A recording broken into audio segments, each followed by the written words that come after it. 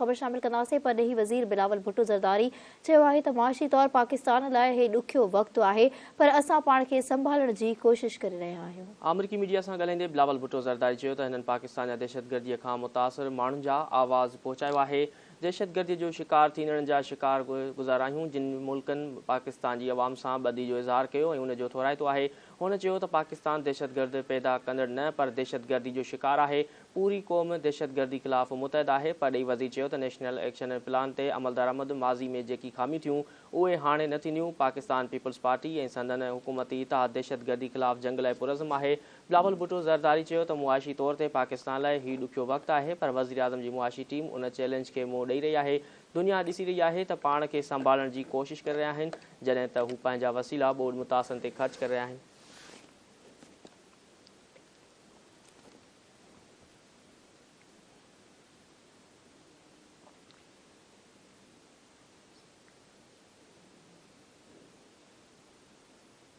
वफ़ाक़ी वज़ीर शाज़िया अता मरी ऐं इतलात खाते जे सूबाई वज़ीर शहजील इनाम मेमन चयो आहे त पीपल्स पार्टी तरफ़ां सुभाणे आचर ॾींहुं पूरे मुल्क में परॾेही वज़ीर बिलावल भुट्टो ज़रदारी जे भारत ख़िलाफ़ ॾिनल बयान जी हिमायत में यकजहती रैलियूं कढियूं वेंदियूं। पाकिस्तानी क़ौम कश्मीर समेत हर मसइले ते हिकु आहे। मोदीअ खे मुंहुं तोड़ जवाब ॾिनो वेंदो। वफ़ाक़ी वज़ीर शाज़िया अता मरी ऐं इतलात खाते जे सूबाई वज़ीर शहजील इनाम मेमन कराची में गॾियल प्रेस कॉन्फ्रेंस कंदे मोदीअ जे हामियुनि तरफ़ां पाकिस्तान ख़िलाफ़ चिड़ ॼाणींदड़ ॿोली इस्तेमाल करण ख़िलाफ़ शदीद रद्द अमल ॾींदे सुभाणे पूरे मुल्क में परॾेही वज़ीर बिलावल भुट्टो ज़रदारी जी हिमायत में यकजहती रैलियूं कढण जो ऐलान कयो। वफ़ाक़ी वज़ीर शाज़िया अता मरी चयो त भारत जे हर वार जो भरपूर जवाब ॾिनो वेंदो। पाकिस्तान कमज़ोर न पर एटमी मुल्क आहे। भारत खे थफड़ जो जवाब थफड़ सां ॾिनो वेंदो। संदसि चवणु हो त पाकिस्तानी क़ौम कश्मीर समेत हर मसइले ते हिकु आहे। मोदीअ खे मुंहुं तोड़ जवाब ॾिनो वेंदो। सूबाई वज़ीर शहजील इनाम मेमन चयो त गॾियल क़ौमनि जे फॉर्म ते परॾेही वज़ीर जी हैसियत में बिलावल भुट्टो ज़रदारी जे बयान ज़ुल्फ़िकार अली भुट्टो जी यादि ताज़ा करे छॾी आहे। संदसि मौक़िफ़ खे पूरी दुनिया में वॾे पज़ीराई मिली रही आहे। बिलावल भुट्टो ज़रदारी ठीक चयो त अमरीका में मोदीअ जी दाख़िला ते पाबंदी हुई, छाकाणि त मोदी इंटरनेशनल दहशतगर्द आहे। पीपल्स पार्टी जे मरकज़ी तर्जुमान शाज़िया अता मरी चयो आहे त रुगो कश्मीर पर पूरे भारत में मोदी सरकार मुसलमाननि सां गॾु शेड्यूल कास्ट हिंदुनि बि इंतिहा पसंदी वारो रवैयो रखियो पियो अचे। नरेंद्र मोदी इंसानी हक़नि जी लताड़ कंदड़ भारत जो वज़ीर आज़म आहे। पीपल्स पार्टी अॻवान जो चवणु हो त बिलावल भुट्टो ज़रदारी भारतीय वज़ीर जे ॾिनल पाकिस्तान ख़िलाफ़ बयान जे जवाब में जेको बयान ॾिनो आहे उन ते पूरे पाकिस्तानी क़ौम पंहिंजे परॾेही वज़ीर सां गॾु आहे ऐं पाकिस्तान भारत जे हर अगराई जो मुंहुं तोड़ जवाब ॾींदो।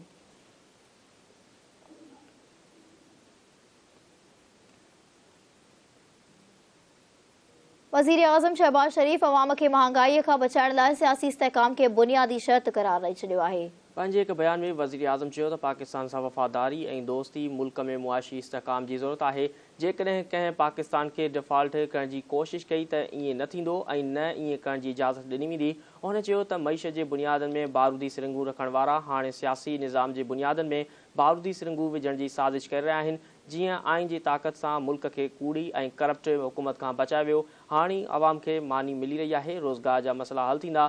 शहबाज शरीफ़ चयो त सियासी शरपसंद बेचैनी पकड़े दुनिया खे ॿुधाइण चाहिनि था त पाकिस्तान में सीड़प न कनि ऐं ॿोॾि मुतासिरनि खे पंहिंजे घरनि में आबाद न कयो वञे। उहे सियासी मतलबी ऐं ख़ुदगर्ज़ आहिनि। वज़ीर आज़म चयो त नौजवाननि खे रोज़गार ॾियण लाइ सियासी बेरोज़गारी मां जान छॾाइणु ज़रूरी आहे। क़ौम खे सोचणो पवंदो त जॾहिं मुल्क मुआशी तरक़ी तरफ़ हलणु शुरू करे थो त विगुणी फ़ौज जो मुतहरक थी वञे थी। उन में को शक नाहे। हिकु एजेंडा तहत मुआशी तबाही आंदी वई। सियासी बेचैनी बि उन ई सिलसिले जी कड़ी आहे। हुन वधीक चयो त जिन माण्हुनि जो एतमाद टोड़ियो उहे हाणे असेंबलियूं टोड़े रहिया आहिनि। सियासी अदम इस्तेहकाम पैदा करण जो मक़सदु आहे आवाम जी हालत ते रहम कयो वञे। खेनि महांगाई बेरोज़गारी जे अज़ाब मां छुटकारो ॾियण जी सियासत आहे। वज़ीर आज़म चयो त मुल्क जो चइनि वरनि जो मुआशी बहरान सबबि महांगाई जो शिकार थियल आवाम जी ज़िंदगियुनि मां ज़हर ख़तमु करणु ॾिनो वञे, रंडकूं पैदा न कयूं वञनि। सियासी ऐं मुआशी इस्तेहकाम सां ई पाकिस्तानी क़ौमी सलामती मज़बूत थी सघे थी।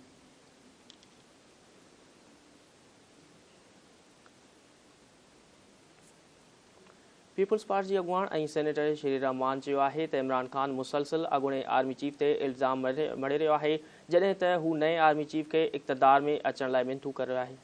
सोशल मीडिया वेबसाइट ट्विटर ते जारी कयल बयान में पीपल्स पार्टी अॻवान सेनेटर श्री रहमान चयो आहे त इमरान ख़ान दावा करे पियो त संदसि हुकूमत में करप्शन जो को बि केस नाहे, जॾहिं त तहरीक इंसाफ़ जूं हुकूमतूं शुरू खां वठी रहियूं आहिनि आख़िर ताईं करप्शन जे स्कैंडल में मुलविस आहिनि जे असर हेठि आहे। हुन चई रहियो आहे त इमरान ख़ान जे दौर में पाकिस्तान करप्शन इंडेक्स में 23 नंबर ते वियो। इन बावजूदि इमरान ख़ान पंहिंजी हुकूमत जी करप्शन जो दिफ़ा कंदो रहियो।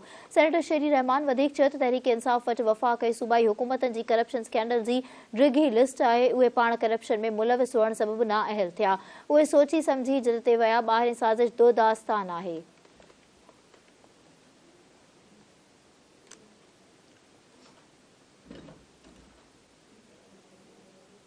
कानून वारे वफ़ाक़ी वज़ीर ऐं सेनेटर आज़म नज़ीर तार चयो आहे त असेंबलियूं टोड़ण जो ऐलान इमरान ख़ान जी आमरियत ऐं फ़ाशिस्ट ज़हनियत जो नतीजो आहे। मईशत जी बहितरी लाइ असेंबलियुनि जो तसलसल अणचर आहे। पंहिंजे हिक बयान में अॻूणे वज़ीर आज़म नज़ीर तार चयो त आइन ऐं जमहूरियत ते यकीन रखंदड़ असेंबलियूं टोड़े न सघंदा आहिनि। पाकिस्तान भारतीय परॾेही वज़ार जे बयान खे रद्द कंदे चयो आहे त भारतीय हुकुमरान जमायत जे नज़रिए दहशतगर्दी जो माहौल पैदा कयो आहे। परॾेही ऑफिस जे तर्जुमान मूजिब भारतीय हुकूमत साल 2002 जी गुजरात क़तल आम जी हक़ीक़त खे लिकाइण जी कोशिश करे रही आहे। भारतीय गुजरात में ज़ुल्म ॾाढ ऐं फुरलट जी शर्मनाक दास्तान आहे। परॾेही ऑफिस जो चवणु हो त भारतीय गुजरात में विगुड़ ऐं क़तल आम जा मास्टर माइंड फरार थी विया। क़तल आम जा मास्टर माइंड भारत में अहम सरकारी उहिदनि ते मुक़रर आहिनि। दहशतगर्द जे ॾोहनि खे को बि लिकाए नथो सघे। तर्जुमान वधीक चयो त भारतीय हुक्मरान जमात जे सियासी नज़रिए नफ़रत विगाए ऐं दहशतगर्दी जो माहौल पैदा करे छॾियो आहे।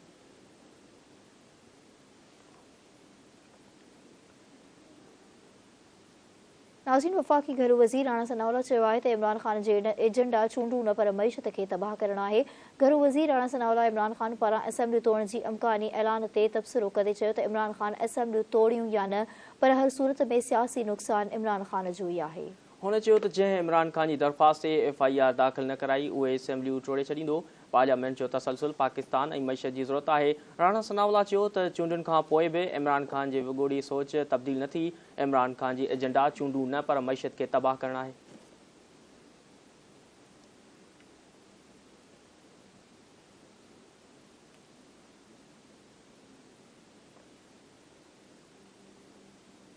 सिंध जे वॾे वज़ीर सैयद मुराद अली शाह चयो आहे त मकानी चूंड जी तयारी आहे। हू कॾहिं बि पोइते न थिया आहिनि।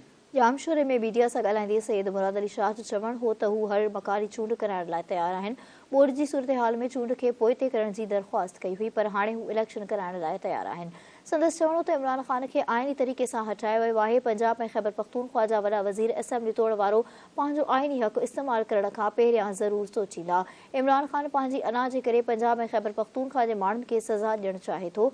वॾे वज़ीर चयो त सिंध में बरसाती ॿोॾि सबबि मुतासिर थियल इलाइक़नि मां 80 सैकड़ो पाणी निकाल थी वियो आहे। कंहिं में कोताहियूं थियूं हुयूं, पर हुकूमत ॿोॾि मुतासिरनि जी मालिकी कई आहे। इन खां अॻु वॾे वज़ीर Syed Murad Ali Shah Mehran university of engineering ऐं टेक्नोलॉजी जामशोर जी 26वीं कन्वेंशन के ख़िताब में मेहमान तौर शरीक थियो। कन्वेंशन में कुल 987 शागिर्दनि ऐं शागिर्दियाणियुनि डिग्रियूं वरितियूं, जिन में 926 बैचलर्स, 48 MPhil ऐं मास्टर स्कॉलर, जॾहिं त 13 PhDs जूं पंहिंजूं डिग्रियूं ॾिनियूं वेंदियूं। तक़रीब में MNA सिकंदर अली राय पोटो, MPA मलिक असद सिकंदर ऐं ॿियनि शिरकत कई, जॾहिं त शागिर्दनि, शागिर्दियाणियुनि ऐं वालिदैन पिणु वॾे अंग में शिरकत कई।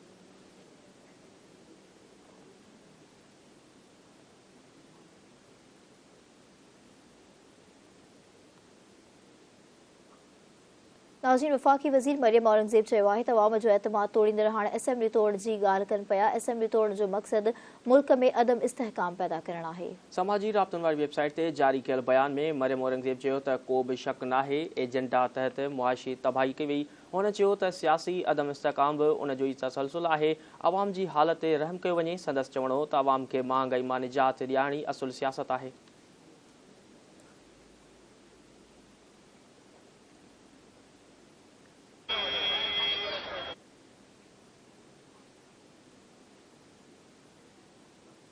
पाकिस्तान तहरीक इंसाफ़ जे चेयरमैन इमरान ख़ान जी सदारत हेठि PTI जी आला क़यादत जो इजलास पंजाब ऐं ख़ैबर पख्तूनख्वा असेंबलियुनि खे टोड़ण जे हवाले सां जारी आहे, जॾहिं त चौधरी परवेज़ इलाही इमरान ख़ान खे पंहिंजी राय खां आगाह करे छॾियो आहे।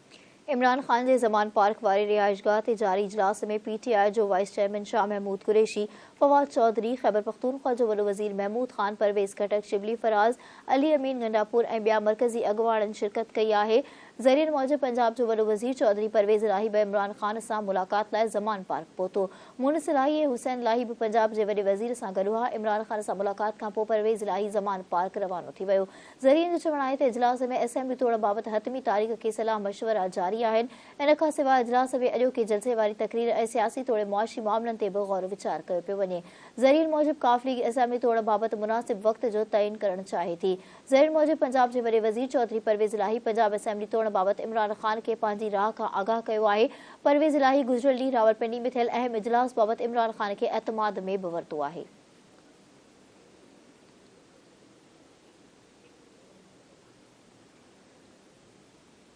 नून लीग पाकिस्तान तहरीक इंसाफ जे चेयरमैन इमरान ख़ान तरफ़ां पंजाब असेंबली खे तोड़ जी रथाबंदी करे छॾी आहे। नून लीग जे ज़रिए मूजिब मुस्लिम लीग नून पंजाब जे वॾे वज़ीर चौधरी परवेज़ इलाही ऐं स्पीकर ख़िलाफ़ पंजाब असेंबली में बेतमादी रिथ जमा कराइण जो इम्कान आहे। नून लीग क़यादत वॾे वज़ीर ऐं पंजाब असेंबली जे स्पीकर सरदार सब्दीन ख़ान ख़िलाफ़ बेतमाद जी रिथ जमा करण लाइ ग्रीन सिग्नल ॾेई छॾियो आहे। तहरीक बेतमादी रिथ ते नून लीग मेंबरनि सयूं कयूं ऐं खेनि अॻूणे सूबाई वज़ीर तालीम राना मशहूद अहमद ख़ान जी ऑफिस में गॾु थियण जी हिदायत कई वई। पंजाब असेंबली जा कानून साज़ मेंबर कुझु देरि खां पोइ पंजाब असेंबली सेक्रेटरीट में वॾे वज़ीर ख़िलाफ़ बेतमादी रिथ जमा कराईंदा। मुस्लिम लीग नून पंजाब असेंबली सेक्रेटरीट में अदम एतमाद जी रिथ जमा कराइण लाइ राब्ता शुरू करे छॾिया आहिनि, छो त छंछरु ऐं आचर ते पंजाब असेंबली सेक्रेटरीट बंदि हूंदो आहे।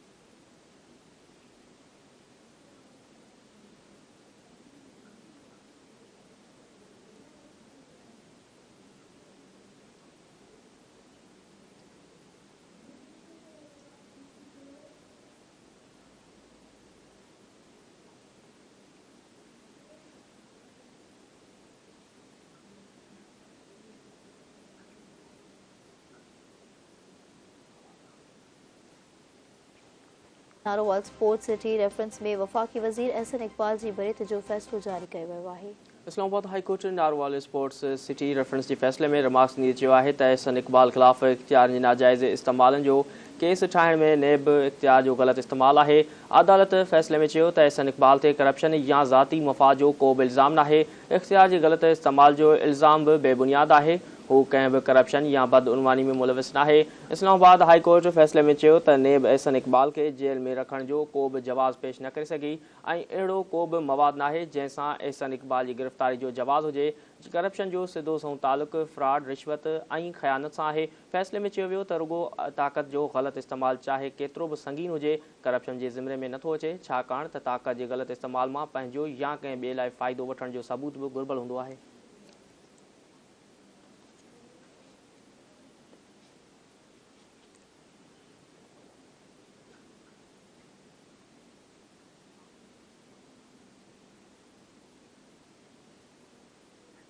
कराची जी जुडिशियल मजिस्ट्रेट ॾखण जी अदालत मरहूम आमिर लियाकत जी टी घरवारी दानिया खे लाॻापियल अदालत में पेश करण जो हुकुम ॾेई छॾियो आहे।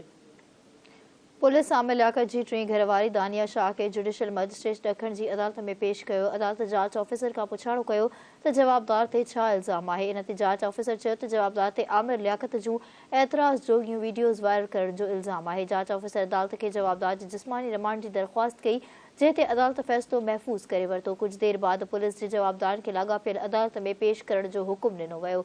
अदालत चयो त वीडियोज़ पुलिस स्टेशन जे अदालत में पेश कयूं वञनि, जिते वीडियो रिकॉर्ड कयूं वञनि। पुलिस जवाबदार दानिया शाह खे सुभाणे जुडिशियल मजिस्ट्रेट शिरकी जी अदालत में पेश कंदी।